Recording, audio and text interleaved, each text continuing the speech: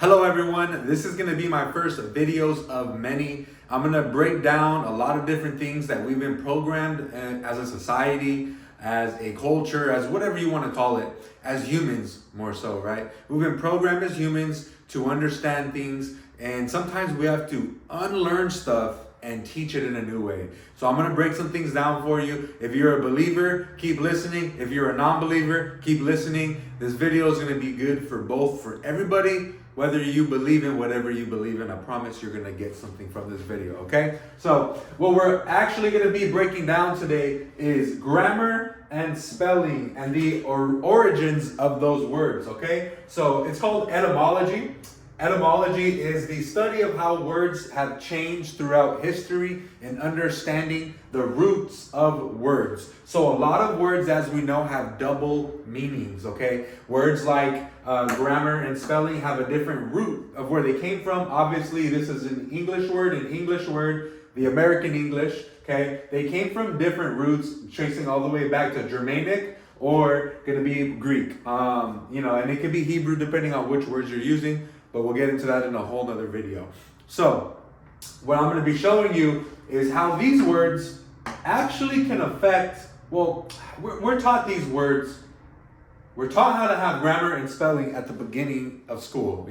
Preschool, kindergarten is usually where we're taught, even in daycare before you are, 2-3 years old. They're kind of teaching you what words are, letters are, numbers are, things like that, right? Okay, so we'll get into today what etymology is as far as these words. Just like the word good morning, okay? Good morning. Morning has two words. It's a doublet, right? Which has two different roots. Morning could either be like the morning that's the opposite of night. But mourning could also be like sadness, like you're mourning after somebody that passed away, you're mourning after a loss, things like that. And you may be telling yourself, why does that even matter? I know I'm saying good morning. It's the morning, not I'm like sad. Well, yes and no. Okay. So Proverbs 18:21. This is the amplified version. Death and life are in the power of the tongue, and those who love it and indulge in it will eat its fruits and bear the consequences of their words. Okay. So that's that. I always like to trace things into a biblical perspective with biblical principles and scripture. And if you're not a believer, you don't care about that, just keep on going. I'll get to why that is important right here. Okay. All right. So the word grammar and spelling are English words that come from something else. All right. So grammar, we're going to start here. Grammar is an English word that comes from Old French that is grammaire. So grammaire also has variants like grimoire, which that side is what you need to really listen to. Okay? Grammaire is an Old French word. It's a derivative. Grammar comes from that. What does grammaire mean? Okay, so it has multiple definitions. One of the two that sticks out the most is conjurer and magician. Wow. Why is that? And I'm going to use my phone as that as a breakdown too for those words, because I'm human. I can't remember everything, right? So conjurer, spelled in that exact way, is a person who conjures, and in British it is a performer of conjuring tricks and a magician. Yeah, you got that right. That's kind of interesting. Why grammar and what do magicians and conjurers do? They kind of talk about spells or something like that, right? Okay, you get what where I'm trying to get to.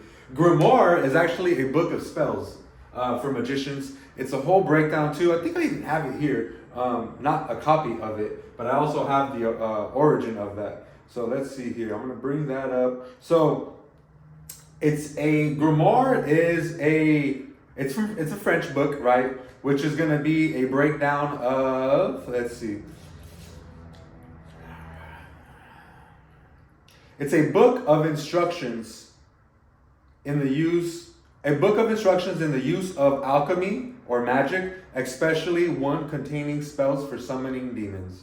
That's what grimoire means, which is a variant of the word grammaire. Those are both Old French too, and grammaire means conjurer, magician, that they use the grimoire book to summon demons and cast spells. Now, a lot of people may be freaking out right now and be like, oh my gosh, or you may be just thinking I'm dumb because, well, that's obviously not what that word means. We're not casting spells. in that kind, you know, like there's power, death and life is in the power of the tongue, maybe, because why are words so important to us? How you speak to yourself out loud, mentally, like how people talk to you. We all are about vibrations and frequency, but what about actually watching what you say to yourself, okay? Because you may just be casting spells over your life. So grammar can go all the way back to Greek, grammatica, grammatic, things like that, okay? Now spell, we know what spell means, obviously. You're spelling the word, but also you can cast a spell, right? It goes back to the old French espeller. We already know what that kind of means, a speller. And it has other definitions too. People are going to be like, oh, look it up here. It doesn't say just a speller. It's, yeah, you get what I'm saying. Germanic, spell. Just spell. That's just where that word comes from, is spell. So those words, that's the etymology of that. I'm not adding my own opinion on anything. I'm giving you facts that I'll post in the video too. This is going to be on YouTube in different areas, but on the YouTube and maybe Rumble, you'll see that I'll have the websites and where I got this information from. It's all public. I'm not telling you what I think these words mean. I'm not telling you what I think these words mean. Again, I'm not telling you what I think these words mean. I'm telling you I'm not giving you my opinion. I'm giving you factual information. So a lot of people may want to target me and may say that I don't know what I'm talking about. This is all public information. Where did English come from? Where did English come from? Because American English is one of, it's not the newest language. They say it's been around for 1400 years if you Google it. But actually the language itself is going to be Western Germanic language, okay? Now, in early Americas, they didn't always speak English. They spoke Spanish, French, and Native American, okay? Those were the different languages that we all spoke back then. But we actually have the American ones that we know of now. So they're called doublets, words that mean two different things. It's etymology. Just like I told you, grammar is the origin from here. I'm not saying that you shouldn't be learning how to have proper grammar or proper spelling, but there is a reason why we're taught what we're taught and how words can affect your mind. They can affect how you talk to people. And that's why a lot of things I love goes back to the Bible. And it's just everything that I find is always going to glorify God. It's always going to glorify Yeshua. If you're like, who the heck is Yeshua? Well, the American name for that is Jesus. Yeshua is the Hebrew name of Jesus. You can talk about a whole nother longer name besides Yeshua, which is, he has a longer name there. I don't want to lose people on that because it does matter of the origin of things, because we just, as humans, we eat food and we say things that we don't know where they come from. Okay, fast food, you don't know how many animals are used to make one chicken breast in a fast food place, and how many animals are used, how many cows are used to make ground beef. So we're eating stuff and we're saying things that we don't even know. This is information that you're going to see on TikTok, on Instagram, on YouTube. You have to do your own research. I do my own research. I pick apart things that I know to be true based off of facts, not based off of my own feelings and emotions and discernment, which is good. But you need to really do your own research, because there's so many things that are going to fool you on the internet. Don't just believe everything you see. Humans can believe things that are not even true. And when you're told something against your own belief system, we all go haywire and we get angry, and you use your prefrontal cortex, and then your decision making isn't right in a heated argument. It's all, I can say, biological. I don't have a PhD and all that, but this is all simple information. It's a Bible verse. You can get that from the Bible.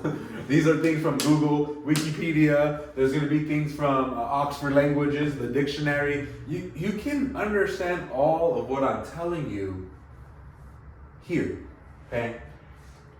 The reason for this video is that death and life are in the power of the tongue. You have to watch on how you are talking to other people, because you may be very well casting them under a spell, casting yourself under a spell.